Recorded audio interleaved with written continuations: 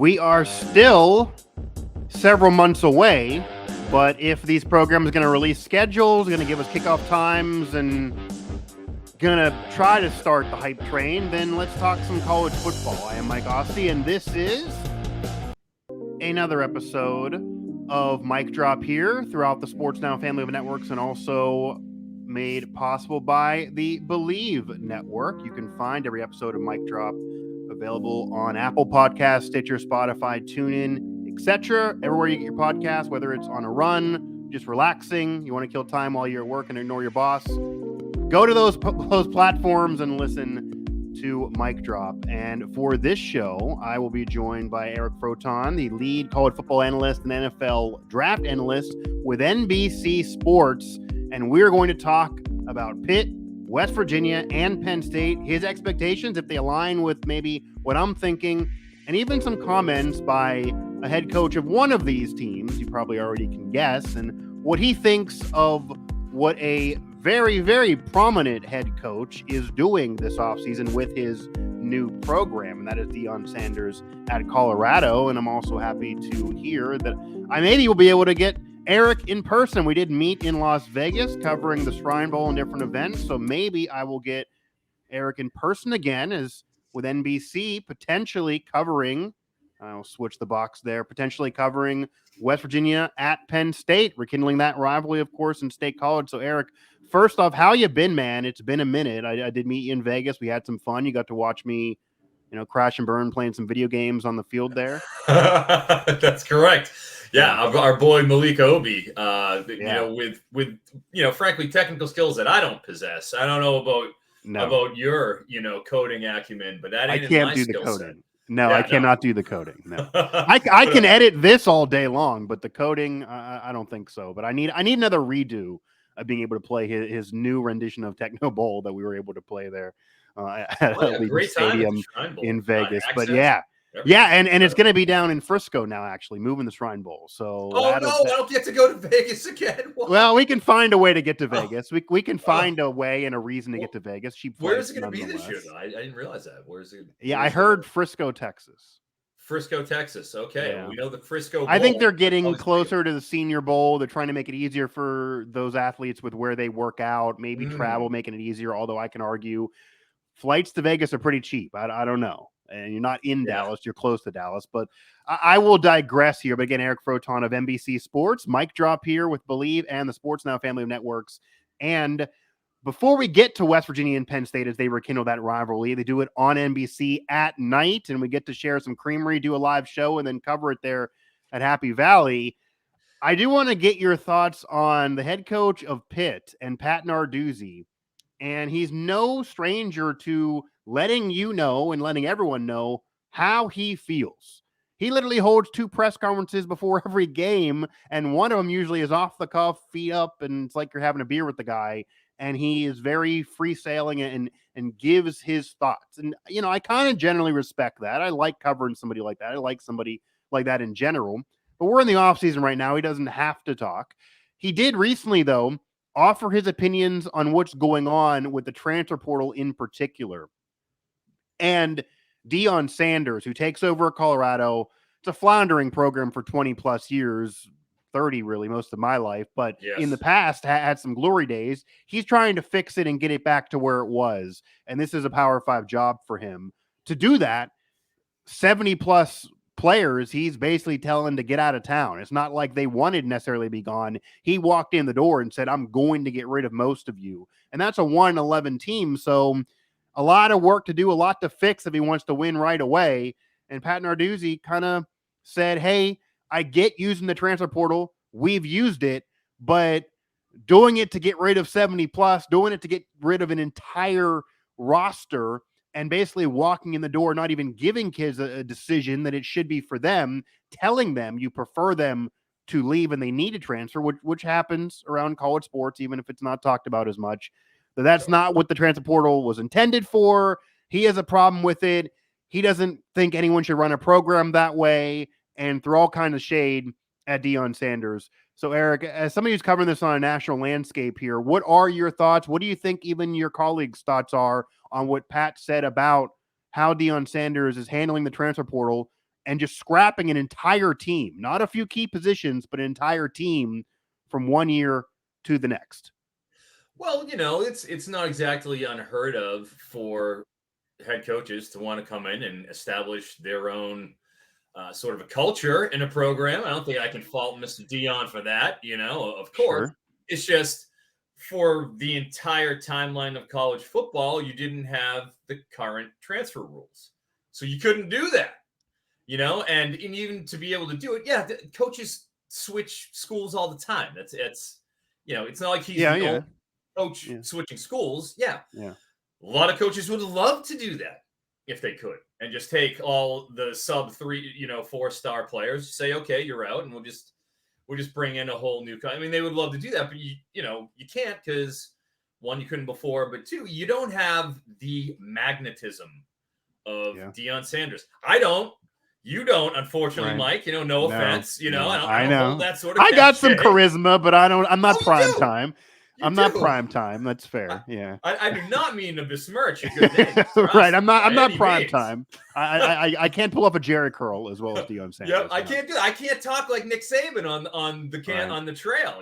I can't do that. So. No, you can't flash some rings either. No. No. I don't have. That's not in my wheelhouse. So it is in Deion. Right. So man, if you have, this is kind of a one of a kind thing where you have just this tornado sweeping in. And not only is he coming in and bringing new players, but he's coming in and he's influencing the entire school's administration to change well-established transfer policies that were not afforded to Carl Durrell, before him, or Montgomery or Mel Tucker or any of those guys who were there. They didn't get that. They didn't have that luxury of the transfer portal. Now it's open season, all right, because Deion comes in and that's just part of it. So to on the other side of that, from Narduzzi's point of view, he's like, well, that isn't how he was sold the portal. It wasn't sold that way to him. Yeah. It's like, all right, and in his defense, look at the Nard dog. You're taking 3-star guys left and right, and you're developing those guys from day one, and you're sending them off to the league. Look at them. I mean, how many they're absolutely sending a lot of players to the league every year, 100%. To the league. Yeah. I mean, I was at the combine again this year, and who do I see? You see Haba. He was at the Shrine Bowl. You see Haba. Can't see watching him in person run his 4.6, 5, I was there. 40. Yeah, man. Yeah, you were there too. Like it's all the other defensive 3-techs, ones that you see running, you see their bodies moving like they're just the ripples of their giant figures moving. Dude, Kansi was tight. Everything was tight. It's just muscle that's moving. 285 pounds of muscle going down there. It was just a sight to behold. But like, that's what you guys do. You develop and you do it extremely well. And he's saying, all right, well, what am I going to do? I'm going to go and bust my butt. I'm going to take 2, maybe 3 years where you take a kid like a Haba, comes over from Italy, and you mold that kid into being a badass defensive end. Yeah, and goes and walks. Like, this is Addison, also obviously Addison is it. I was going to bring up this is Pat Narduzzi a year removed from right after the ACC championship, which was a season that really changed the mindset of Pat Narduzzi around college football, certainly among Pitt fans. There were some Pitt fans that wanted him, let's admit this, wanted him gone earlier in that season, certainly the year before. Wins the ACC crown with Pickett. He's a Heisman candidate. Couldn't have went any better, really, for Pitt outside of maybe winning one more game and getting in the playoff.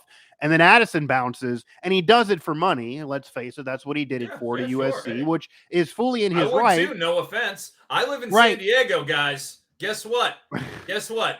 I don't even get any money to come out to the West Coast. I got to tell you, San Diego's nicest climate in the country, so I might go there for free too. I do want to dispel that rumor. I guarantee you your weather is better right now. It has been the worst in the 18 years since I emigrated from the East. I grew up in Boston, so since 18 years, it's been the worst winter into the spring. It's right now outside, it's man, it's gray. It's there's been no that way. sun It's there. gonna be that way until nothing July. beamed in your face. Yeah, I really feel bad. I really feel bad in January with what you're dealing with out there. But nonetheless, Pat Narduzzi apparently feels bad as well. So he wanted to keep Addison in Pittsburgh. Didn't want that to happen. But in all seriousness, I'm sure he's still upset about that because obviously Pitt was very upset about that. But to the flip side, Pat Narduzzi, yeah, he's 90% of his roster developing players, which is what you generally have to do at that type of program, unless you're Deion or unless you're really a top dog like in Alabama or you have a Nick Saban, etc., or even you're USC and have the LA money.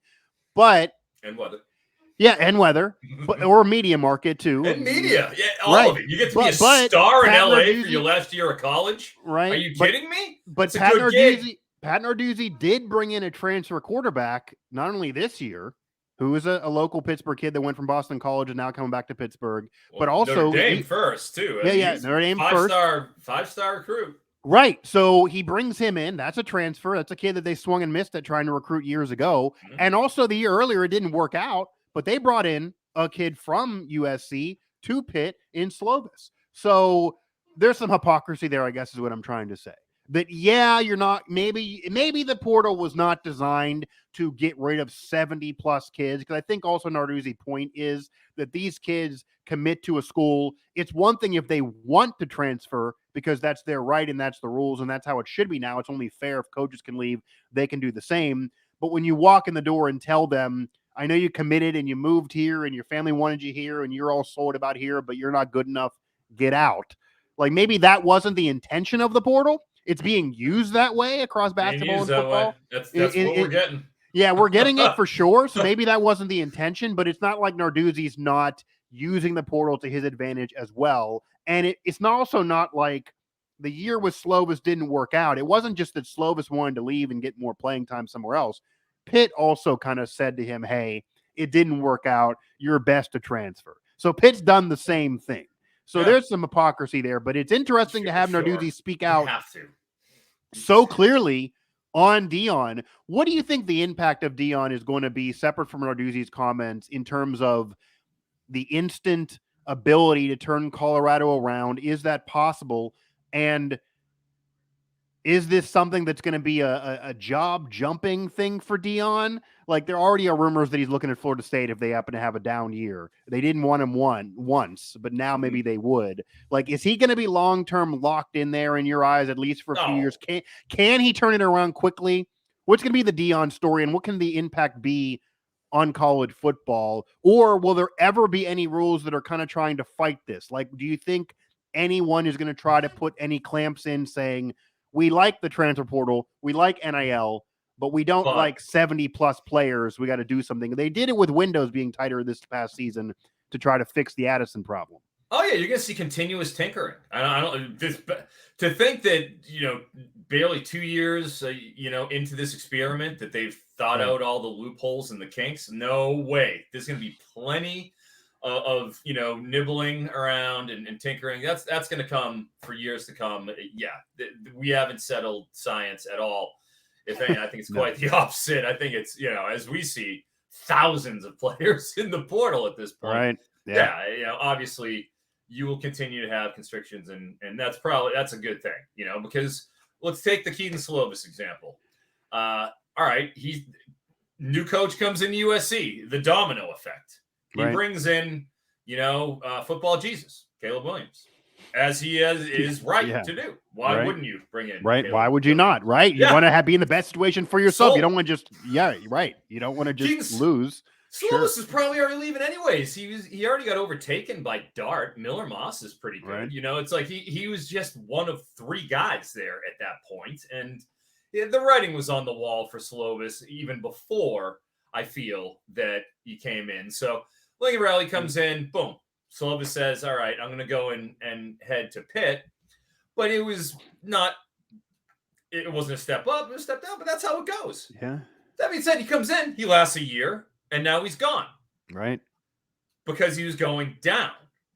That's what happens. When you're transferring down, you're getting, and a lot of times perceived damaged goods, or a player who has perceived flaws, who might not, succeed in that parallel or maybe a tick down program, or maybe you want playing time, because there's a lot of kids actually that do transfer down, but it's from a major program where maybe they're a backup to being a legit starter and what are you going to do at a group of 5, right? You go do your thing. There's plenty of those guys. That's all I know I'm saying. But we're talking about Keaton Slovis.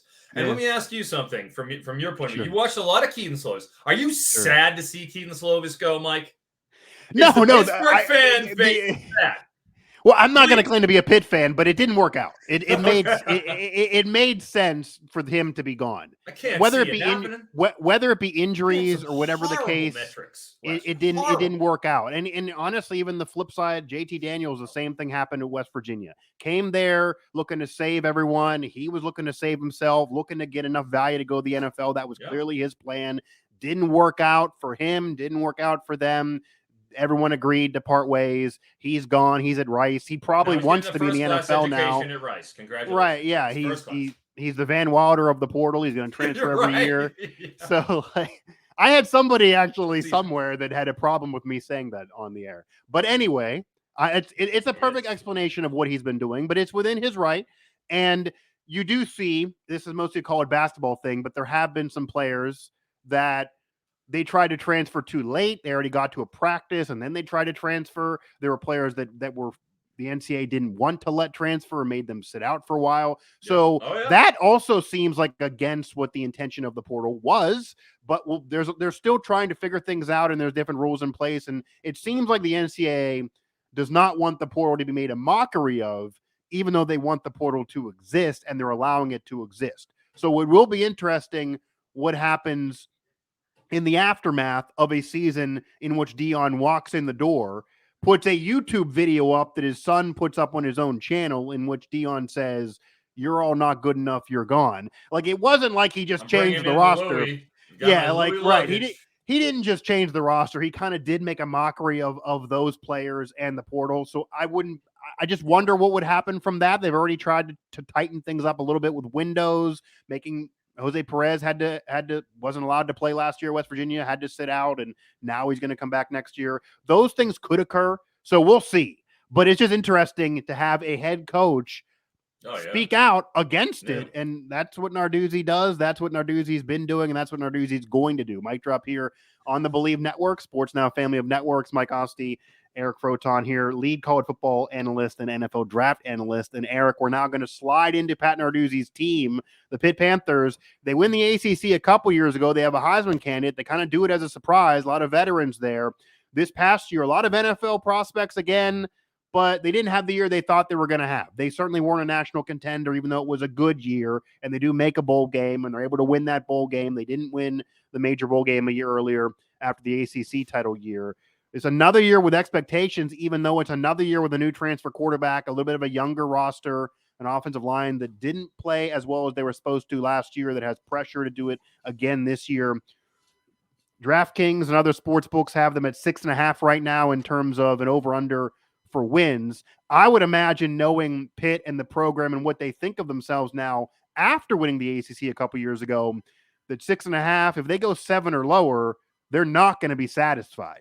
But what's your view of what to expect from the Pitt program this year with, once again, a new transfer quarterback? I'll tell you, they don't get any help from the schedule now, do they? Right. You know, when you're going to go and you're going to have a fun game at West Virginia, that's a rivalry on the road. Everybody enjoys that. That's on the road, you know. You got a limp in West Virginia. At least that's kind of the perception. Right. And you got to go on the road to Morgantown. Nobody wants to do that. And as you have pointed out, Mike, that's a night game, and funny things can happen. Funny things can happen at night. Funny things. But also, you don't just get West Virginia; you get Cincinnati too. Yeah. Like, oh man, do you really want to do that? That's not exactly an enjoyable, welcoming environment. Okay, come on in, Cincinnati. I mean, I know it's not Luke Fickell there anymore, but that's week 2 after a nice little cupcake against Wofford. So, that's before you even hit the ACC schedule. You get 2 out of 3 games that are real games, and a lot of Power 5 teams don't have real games. Yeah. Especially even some of the big schools don't have those games. You're playing exclusively G5 FCS teams. in those the beneath games. But then you go, North Carolina at home. You got a Heisman candidate quarterback. They bring in Nate McCollum from Georgia Tech, who's a great slot receiver guy I love and his return man. You got Tez Walker coming over there from the MAC. Oh boy, that's going to be a good offense. Then you go to Virginia Tech. You've got to feel all right. But hell, again, you're going to Virginia Tech. A lot of their big games are on the road. Place to play. You don't want to be there. And then you host Louisville. Okay, changing over. All right. At Wake. At Notre Dame. Bringing in Florida State's the favorite to win the ACC right now. All right. So one of your home games is against Florida State. Delightful. At least you got Syracuse coming in. That's a good time. And then and Boston College. That helps. And you travel to Duke, which would be a coin flip. Because, hey, props to Mike Elko. Riley Leonard, really good quarterback. That's a good team, guys. That's a real good team. So I'm eyeballing here. I'm leaning over. Okay. But I don't love Dracovic. That's a big problem for me. Well, see, I feel like the driving force of the season. It did not work out with Slovis, and that's why a lot of Pitt fans feel like the year didn't go the way they wanted it to go, and whether he was hurt or not, it's a different conversation. But Drakovic's now there. He's a local kid. It's taken him a journey to get there. You feel like he's a veteran, established QB. They don't have the weapons they had a couple years ago with Pickett. Why do you not like him?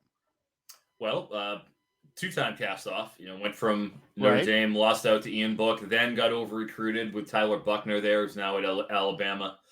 Goes over to BC, where Jeff Hafley takes over. Defensive coach, Frank Signetti, former, brings in an NFL guy.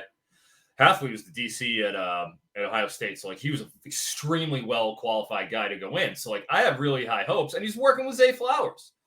So, he looked... First season, I thought there was real NFL potential. He looked, his arm is there. Okay. But I feel like defense is kind of smartened up to him in terms of, I don't think he makes good decisions a lot of times. And that's really what I think kind of came to the forefront. 2 years ago, breaks his hand. That was awful. You can throw away 2021. That was out, it hurts. Comes back in 2022, and I expected to see the 2020 Dracovic. We didn't get it, and there's a reason why he isn't at BC anymore, and Moorhead outplayed him, and that's, a fairly nondescript three-star young guy. A lot of Pitt fans, it's polarizing. They're either excited or they didn't want to change, and they wanted to there was even some Pitt fans that actually wanted Patty to get a shot. But to be fair, I thought Patty was all right in the bowl game. Right. He's elusive. He's got some moxie. Patty cakes. I didn't mind him. Yeah. Speaking of the transfer portal, Patty probably should have transferred out too. Christian Villieu, and that's the other thing that kind of makes me feel better. Patty he looked okay to me. Yeah. There were some that thought Patty was a dog. That was the exact quote I heard. But he kept staying loyal. He probably should have transferred out 2 years ago. Use the portal if you want to play. But anyway, he stayed loyal. But there's a polarizing effect of Dracovic coming in, and I think a lot of people are losing sight of what you just said.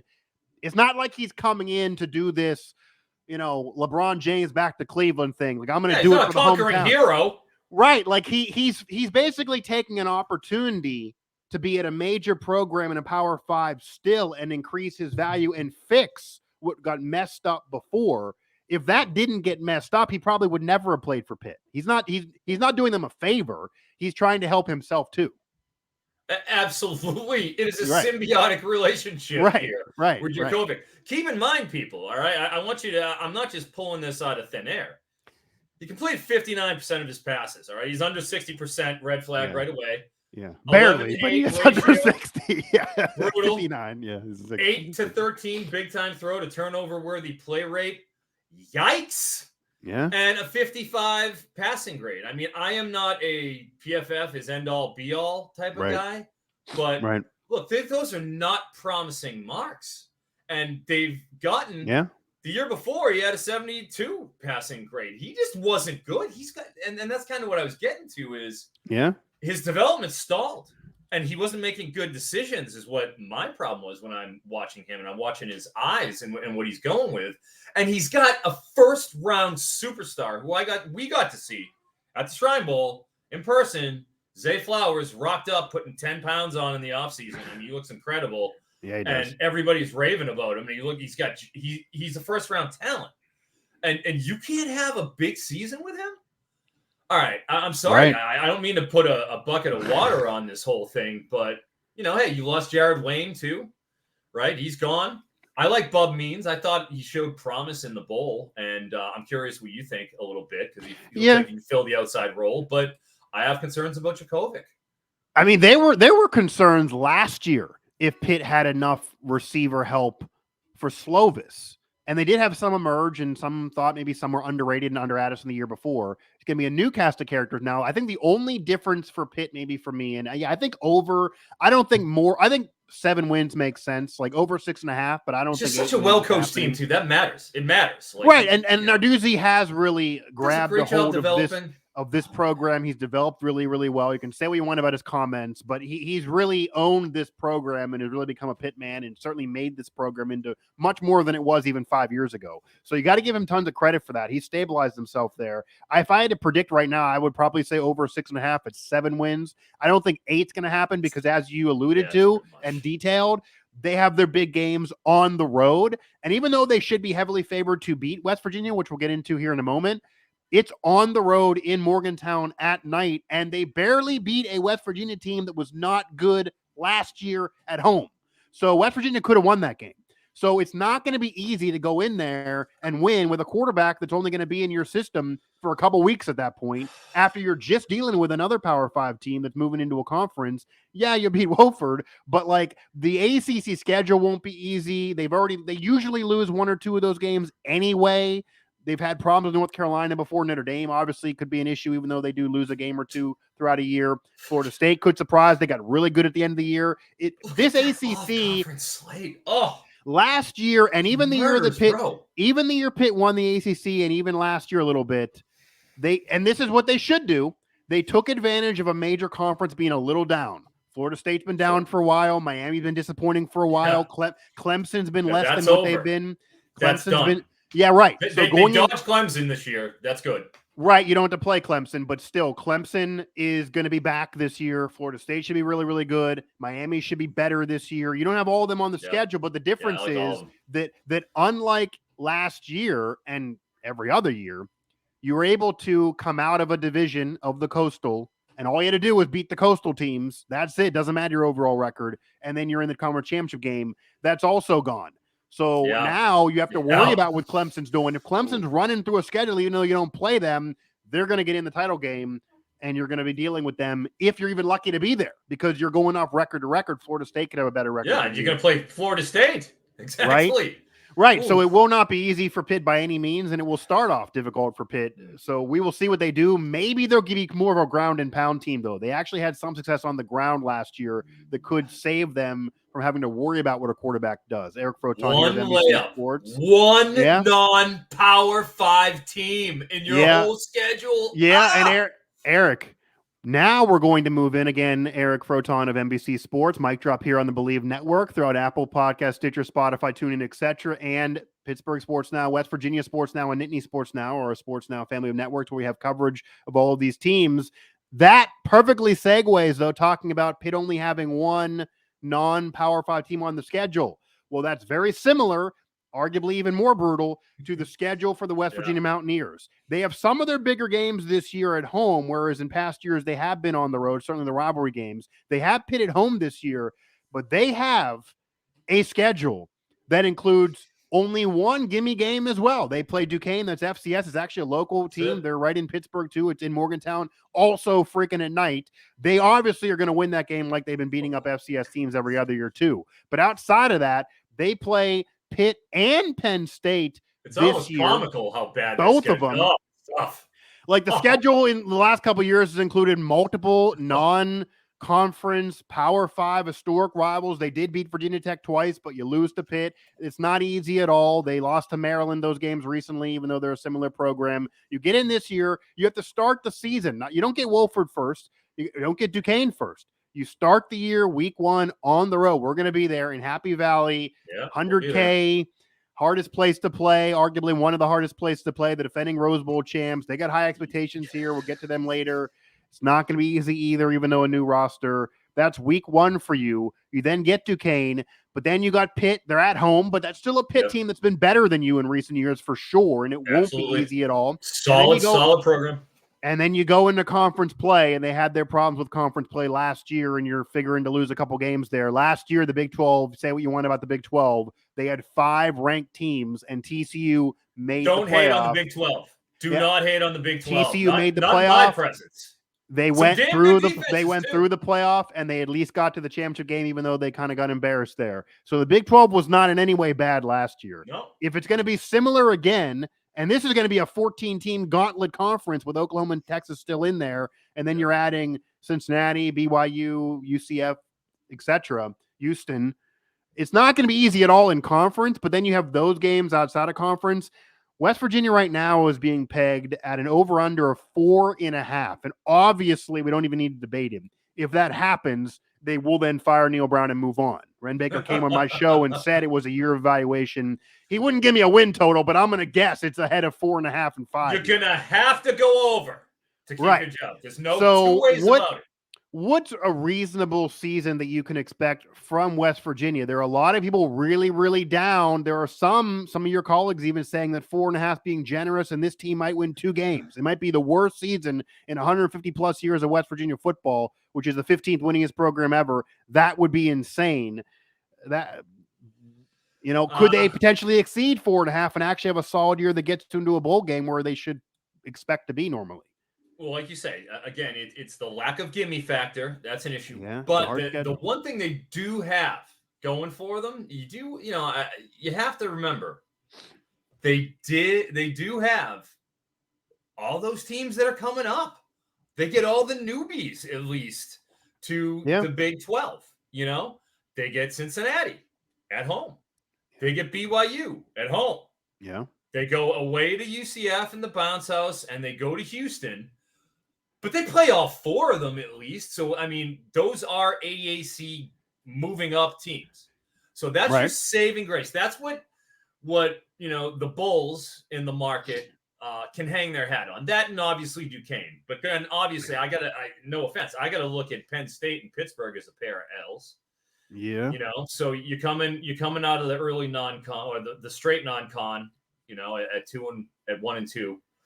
Texas Tech. You get them at home, but dude, this is Texas Tech year 2 of Joey McGuire. And West Virginia can't beat Texas Tech. They haven't been able to beat them in recent years. Right. And not just Joey McGuire, who's a very respected.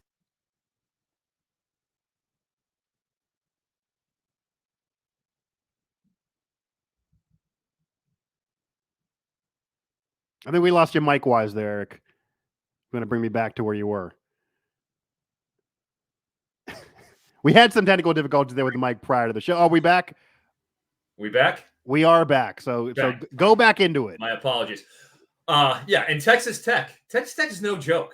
Okay, Joey McGuire, defensive head coach, made his bones extremely well respected, is running the show. But keep in mind on offense, so he's had a chance to change over the D, and then on offense, year 2 of Zach Kitley.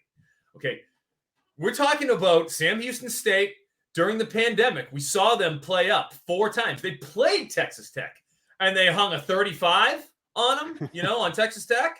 And they played, a couple other, it eludes me at the moment, but they played a couple of, pretty respectable P5 teams, and they were scoring on them.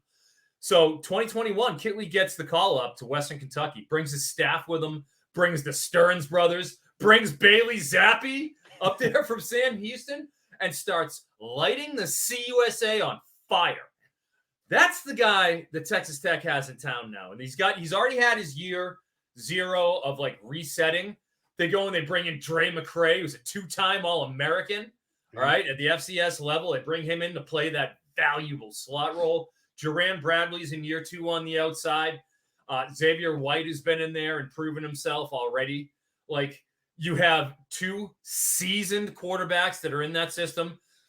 The Houston QB, Donovan Smith's already been headed out. Bottom line is, year 2 Texas Tech is a team I believe in. That's a problem. Okay. At TCU, all right. At Houston, all right.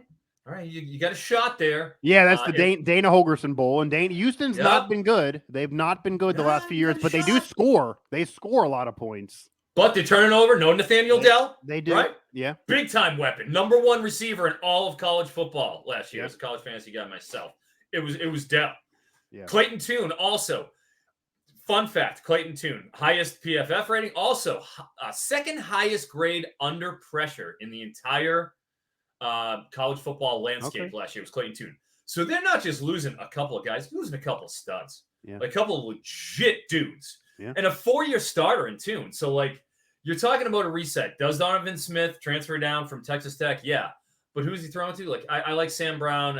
I'm okay, but this is going to be not as good a team as they were last year. I just can't see that happening. Oklahoma State, again, you got a shot against Oklahoma State at home. Again, a turning over team. I don't know. Beat him last year on the road. Yeah. Is it going to be British comedy legend Alan Bowman? Old friend Alan Bowman from Texas Tech to Michigan we're talking a circuitous route back to the Big 12, or is it going to be Garrett Rangel? Like that, I watched plenty of Garrett Rangel. You know what I did when Garrett Rangel started for Oklahoma State? I went to DraftKings, and I looked at DraftKings, and they listed everybody who was a receiver for Oklahoma State. We like DraftKings, by the way. We got to deal with DraftKings. Sports Now and Believe. We're big DraftKings guys here. Sky. Yeah. During college football season, it does. Yes, I know all about it. Rains from the sky. Big Garrett Rangel starts, and they list all their wide receivers in the 50s for yardage. I went and blanketed all those guys. I put out a video telling the world to blanket them, and money rained from the sky when Garrett Rangel started. So I don't have any confidence in that particular quarterback room, and that's an issue because they lost, last year, their ace defensive coordinator. Jim Knowles went over to Ohio State, so they're recharging everything. Everything's turning over there, right? Yeah. Sans mullet.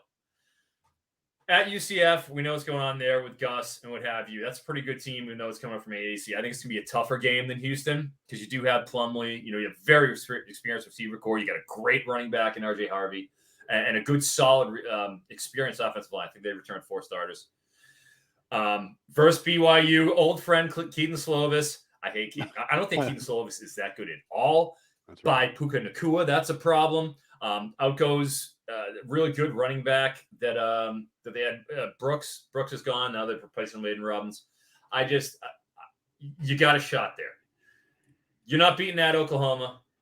I know they were down last year. I think they're humming in year 2. Yeah, West Virginia did beat them last year, first time since the bowl game, doing it in the Big 12. But Oklahoma's not going to be down back to back. They're not going to be down back to back years. Then you have Cincinnati, which Cincinnati's not what they were a couple years ago last year, but you got a shot. And then Baylor, West Virginia also beat Baylor last year too. That's another one of those games where you're going to have a lot of points. Baylor will turn it over, though. And this all comes down to a decision that, unlike what West Virginia has been doing in recent years and most teams have been doing, where they went ahead and brought in Austin Kendall. They went ahead and brought in JT Daniels. Neil Brown, in his make-or-break year for his 5th year with the program, and it's one of the worst 5-year periods in the history of the program, that he decided to go with the incumbent players and have a battle and not bring in a veteran transfer player. It's going to be Garrett Green or it's going to be Nico Markle.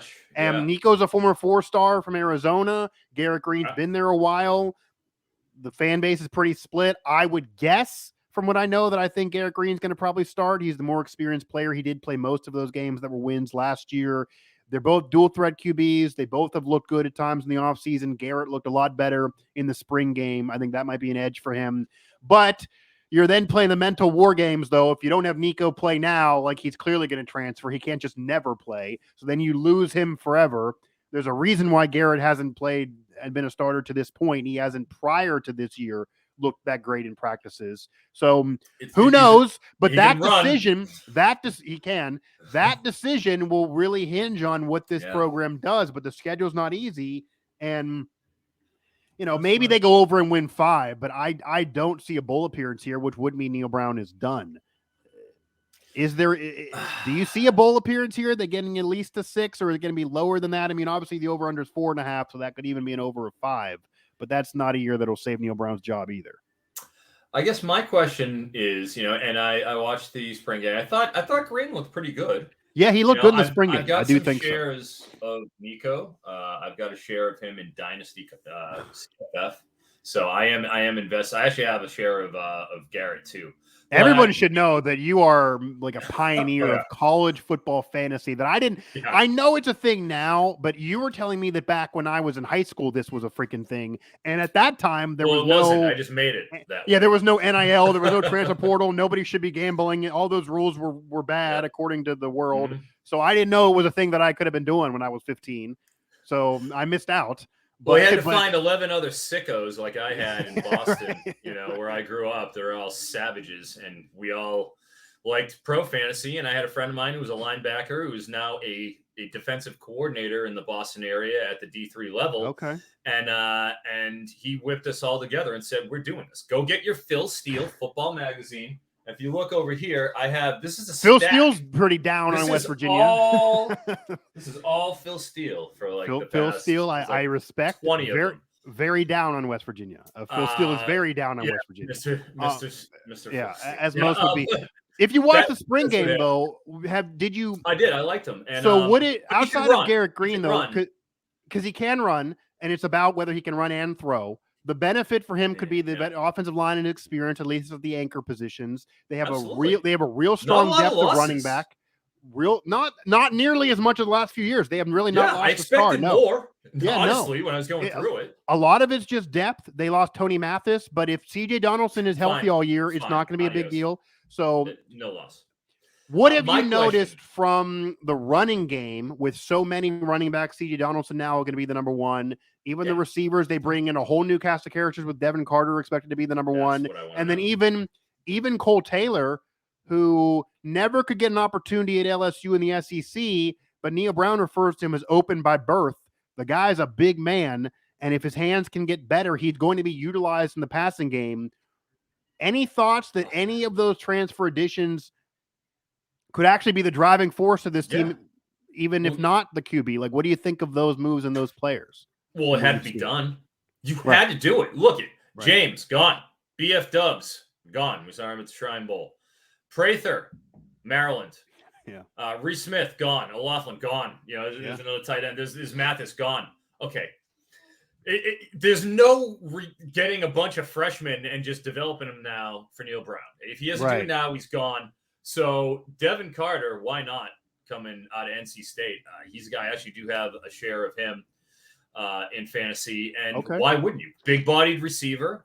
He had, 2 years ago against Clemson, all the West Virginia faithful, I would go back to 21 in their game against Clemson, where he had a incredible game. And that's back when, Devin Leary, was really getting huge.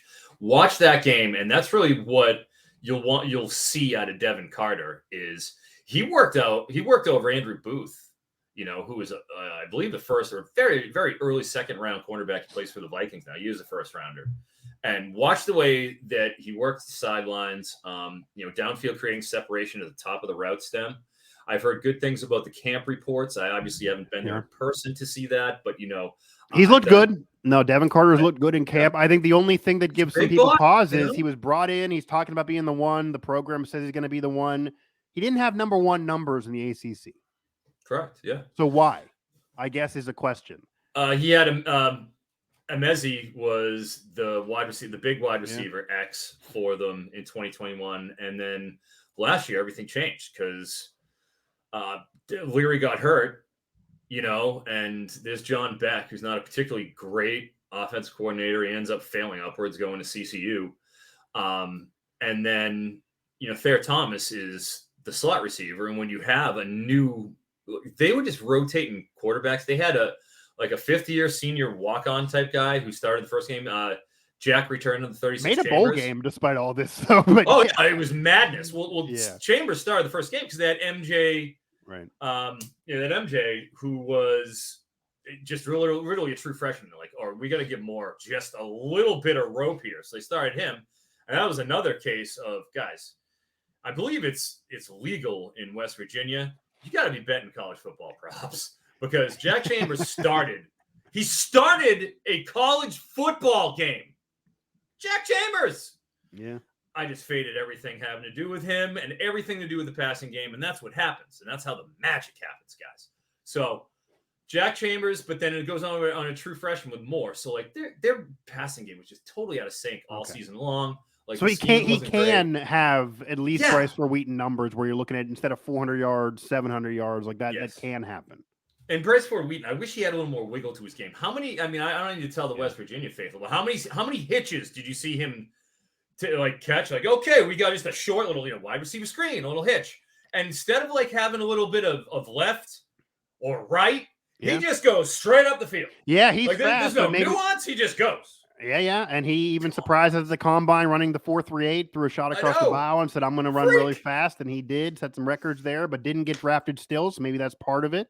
And he had all these different quarterbacks to deal with, but that story for Bryce Wheaton's over at WVU, so we'll see what he does with the Giants. I feel like that is probably better. I mean, he's more nuanced in terms of what he's doing, and NC State had Robert and I come in, a new offensive coordinator. When you get a new system, you get a whole new, and then the Deionization of the program happens, and everybody goes their separate ways. But the Deionization, I might have to use that one. The Deionization. I'm going to drop that to Pat Narduzzi. I think he's going to love that. The Deionization. Oh wow! Oh god damn! If I get a little of my stuff over there on the Nard Dog, then that's all good with me. Jay Polk could be somebody too. I like Polk out of Kent State. He was really good. Yeah. Polk. Many think he'd be a good slot. He's a slot. Take it for what it is, but like he could fill be a returner too. That role. Yeah, absolutely. So like those are two guys that I think can slot right in. You guys would know better than me on the depth side of things. But yeah. I mean, it's an entirely new receiver room. It's really bizarre. Oh, yeah. Like the entire room is new. The running back room is basically the same, except for bringing in Jaheim White as a freshman, who's looked really, really good. Rodney Gallagher, a 4-star, who's a relatively local product for the Pittsburgh area that went down to WVU. You're obviously not going to be saved by a true freshman right away, but I would not be shocked if he makes an impact and he gets some PT. They don't normally do that. But he was a product and a player that Neil Brown in West Virginia really recruited heavily. They consider him a local recruit, despite him not being a West Virginia player. So I would think he already has an NIL deal from high school. Like he's going to get in a little bit. I would not be shocked. He was not at spring ball. He will be at fall camp.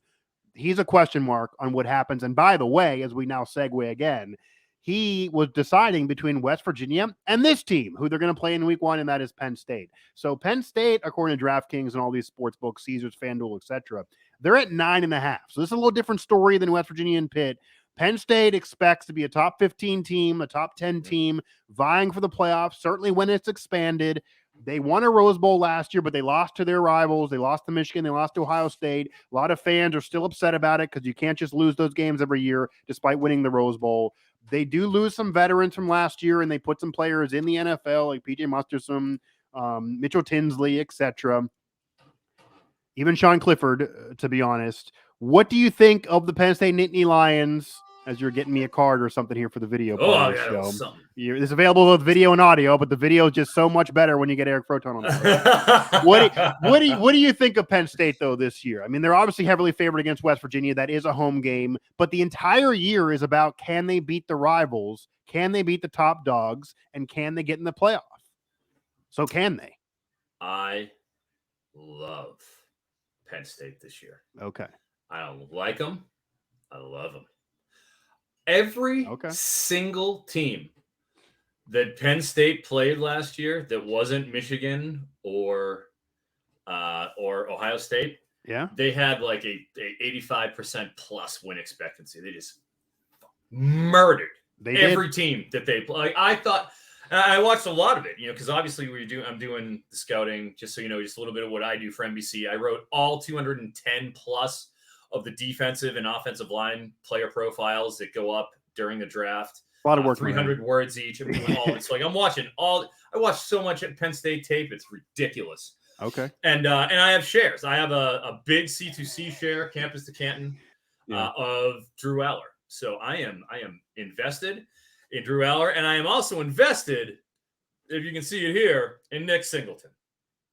Now, what you're looking at is a gold 1 of 50 You are a collector. Wow. Bowman University autograph. Wow. Nick Singleton. Now I have accrued under the glass too. Under the glass. Yeah. Right there, right in the trophy case. It's right behind me. I have a whole trophy case here. Okay. But I have accrued arguably the greatest collection of Nick Singleton Bowman U memorabilia in the world. I've got his 1 of 5 autograph, his red shimmer. I've got the gold. I've got every variation of his autograph and card because he is going to be the Bijan Robinson of 2025 class. Wow. He is 6 foot, 228. The guy is hitting home runs left and right. Like you don't see in terms of. All right, so here's a great stat from a column I just wrote. So as Mike had alluded to, I am in the college. I do anything college football related, DFS, fantasy. I'm the number 1 college football player props expert in the world. I hit 69% of my plays over the course of the past 3 seasons. I do it every week. That being said, okay. Last year, right, over the course of the past 4 full seasons, right, in 2018, there were 10 running backs that achieved 1,000 yards and 10 touchdowns while receiving less than 20 carries, all right? 10 in all of college football. Last year, there were just 2.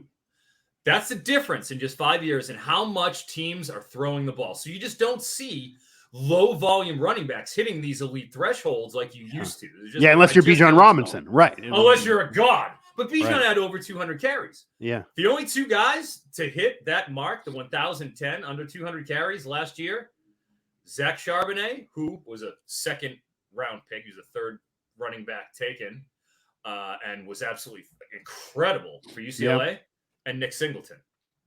And it's because Singleton, he only had 156 carries last year, and he had 1,057 in 12 because the guy hits bombs at 228. He's outrunning people at 228. He doesn't just have good feet, like he can follow the blocks, but he's got the long speed. Pairing him up with Katron Allen, a fellow true freshman, and Aller, like that backfield is going forward unabated, and it's going to be a problem. The only thing I'm really concerned, and you got Olafashanu, the number 1. He would have been the number 1 left tackle in this draft. He would have been a top 5 picks in the 2023 draft. Decided to come back because he knows that Penn State has got something, and they're going to go and dominate this year. I sincerely think, I'm not just saying, like I have shares of Aller, I have all of that. Yeah. I think Penn State, I think it could be their year. I think they could legitimately win the Big Ten this year. It's a changeover at Ohio State. You know, they're weak. They can finally get comes down to those games, as you know. Like Penn State is they're probably going to beat West Virginia. They should be able to beat a lot of these other Big Ten teams. Now, in past years, they have been upset occasionally by Illinois, and some of Maryland's been good in recent years. Like some of those teams could give them problems, but Penn State should win, and if they don't, it would be a big deal and a major upset. But the whole year comes down to Ohio State and Michigan. They couldn't beat them last year. Michigan got in the playoff. Ohio State's always dangling right there. This is the year they could finally catch them. And the way it works at Penn State, as you know, if they go, 10-2 and go to the Rose Bowl again, but miss out in the playoff, the fan base is going to be unhappy. Like they got to try to break through, but you're saying that this could be that year. It's playoff or bust for a lot of Penn State fans. I think you got 2 years. I think this is a nice little 2-year window. It's year 1 of Aller, his starting, Drew Eller. So I feel like you have to temper that and expect that there could be, and there likely will be, some growing pains. I watched the whole spring game and everything. And while I like seeing Aller and how he made his progression, especially we all saw the one clip where the touchdown pass, where he's going right, center, left, hits it. And it was beautiful. It was how it was supposed to go. But there was a few other passes that I'm watching, and I'm still seeing the footwork. He's a little bit on his toes. He's making that delivery. A little bit of wobble in his ball that I didn't expect to see. So Eric, still things he can improve. Yeah. So if you're telling me there's things he can still improve upon, and obviously they're going to be maybe a run first team, but most of the Big Ten knows this. They're going to be ready for this, and some of those stud defenses on the D line, they're ready too. So my question to you is: the Penn State season comes down it's going to come down again to Ohio State, Michigan. They don't play either one of these teams until middle of the season, so they got to be like 6-7-0 before those games up the anticipation for those games. Yeah. So my question to you though is: outside of Ohio State and Michigan, which if they don't beat them again, they're probably going to have the same year they had last year where they're just outside the playoff. But if they beat one of them at least, they probably will get in. If they beat both of them, they're certainly going to get in. If they can go through the schedule and deal with those teams, they're going to be fine. It'll come down to those games. Outside of Ohio State and Michigan, though, which is the other game on this schedule besides the Buckeyes and Wolverines that could have Penn State trip up to make those games irrelevant? Because if they lose to Illinois or Maryland or Northwestern, those Ohio State Michigan games might not matter at all.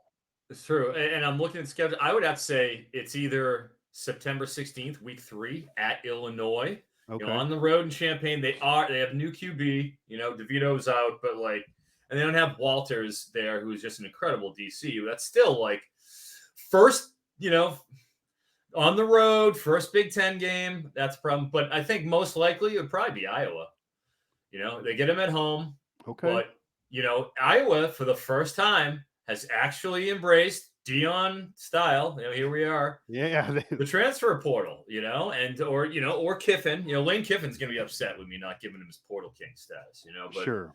I'm sorry. You've been trumped. Narduzzi didn't speak on Lane Kiffin. He didn't speak on the Lane train. A detente between Nard Dog and the Lane train. But I'd say it's probably Iowa. Where Brian Ferentz's contract is literally tied to scoring 25 points a game, which would be 8 points more. I think it scored 16, 17 last year. It's pathetic. But that's at least a team that has talent, has brought in some good guys. Could actually get some competent, at least steady QB play for the first time. Okay. Iowa's normally a good team. McNamara, he's not exciting, but McNamara's at least he can, hold the baseline. They can inhabit. The one I would point to could be later in the year, and it could be, I believe it's after they already play Ohio State. So they could have Ohio State where maybe they would somehow beat Ohio State, or even if they would lose, it's right before. So it's in the middle, Eric. You have Ohio State, then you have Indiana. Probably are going to beat Indiana there. But right before Michigan, I do wonder if it's a trap game, and it's a veteran Maryland team that's been in a bowl game a few years in a row now. They're a veteran team. This is kind of the swan song for this cast of characters, but they are maybe the most veteran senior rated team in the Big Ten. I'm not saying they're going to go ahead and win 10 games. They should at least win 7 or 8 again. And they maybe could surprise some teams. They were close to some upsets last year. They mostly took advantage of FCS teams to get in the bowl, but that's right before Michigan, after Ohio State. So whether you beat the Buckeyes or not, you can get up or down, and Maryland has a real veteran team. That could be a trip up in a trap game right before Michigan and ruin kind of the whole hype train in what Penn State, Michigan could be. So if that happens, remember this show, and I will brush my shoulders off. That's where I'm going right now. If they're going to get tripped up, I think it could be there, but it could be a special year for Penn State for sure. Eric, I appreciate the time. It was great catching up with you. This was the first virtual for us. We did a lot in person at the Shrine Bowl and the Combine. So I'm hoping to see you in early September in Happy Valley. I hope so. I'll be in touch, Mike. Obviously, I'm going to try to make that. I think I'm going to do it, and we'll obviously get to hang out in the press box. You'd show me around the place. I haven't been to Beaver Stadium yet, so. Okay, man, it is fantastic. I will definitely show you around. We'll definitely be there. Regardless, we'll do one of these shows before the season, maybe there as well. Absolutely. So, Eric, I definitely appreciate it, man. Thank you, Mike. Take it easy, brother. All right. So again, Eric Froton of NBC Sports. He is their lead college football and NFL draft analyst. He is mediocre on Pitt, kind of feeling like they're going to be what they are. He is maybe, as everybody else, down on the West Virginia Mountaineers. And the schedule's not favorable. And who knows? Maybe they'll get lucky and win more. If it's not a bowl season, though, Neil Brown is gone. And he knows that too. And then he is very, very high on Penn State, maybe higher than some, but there are expectations this year that it's playoff or bust after a Rose Bowl year. They got to beat the rivals regardless of what else they do. Eric, very, very high on the Nittany Lions, and thinks 9.5 might be low, and then they could go 10 plus again, if not 11, which then you get 11, you lose one. They can probably afford to lose one of those Ohio State and Michigan games. They're going to have one of the tougher schedules in terms of maybe quality losses if you have to have that argument of the year. But they got to beat one of them. They got to beat one of them. And they can't lose the other games. So we'll see if they get trapped or not. Again, you can check out every episode of Mic Drop here throughout the Believe Network, also Apple Podcasts, Stitcher, Spotify, TuneIn, etc. You can find the Pitt coverage at Pittsburgh Sports Now, the West Virginia coverage. I am on the WVU beat at WV Sports Now, and of course our Penn State coverage throughout the Sports Now family of networks at Nittany Sports Now. The odds here were thanks to DraftKings, so daps to DraftKings, of course, one of our betting partners throughout the Sports Now family networks, and also someone that we work with throughout Believe network properties as well. Again, thanks to Eric Froton of NBC Sports. I am Mike Asti, and we are months away, but I am already excited for the new college football season.